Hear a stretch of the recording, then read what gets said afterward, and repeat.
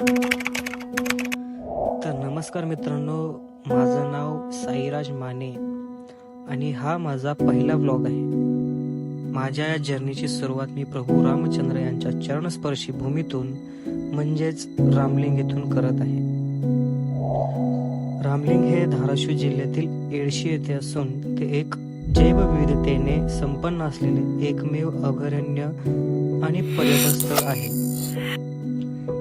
तर ही आहे प्रवेशद्वाराची मुख्य कमान आणि खाली मंदिराकडे जाण्यासाठी असलेले 150 पायऱ्या आणि येथे असलेले स्वागतोत्सुक माकडे यांच्यासह आणखी वन्यजीव येथे दिसून येतील.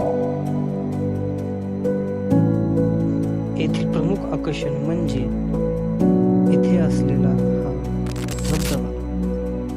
हा धबधबा 12 महिन्यांपैकी 8 ते 9 महिने सतत संत गतीने वाहत राहतो आणि त्याचे कारण असेही सांगितले जाते की रावणाने सीतामाताचे अपहरण करून बालघाटाच्या याच मार्गाने घेऊन जात असताना जटायू पक्षाने त्यांचा मार्ग अडवला. त्यावेळी रावणाने त्याला घायाळ करून पुढे लंकेच्या दिशेने निघून गेला. त्यानंतर सीतेच्या शोधात प्रभू रामचंद्र याच ठिकाणी येऊन पोचले आणि त्यांना जटायू पक्षी जखमी अवस्थेत दिसला. त्यावेळी प्रभू रामचंद्राने बाण मारून तिथून पाणी काढले आणि जटायूस पाणी पाजले.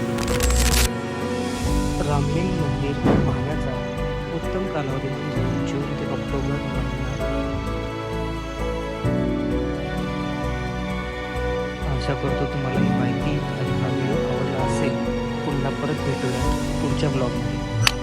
जय श्रीराम.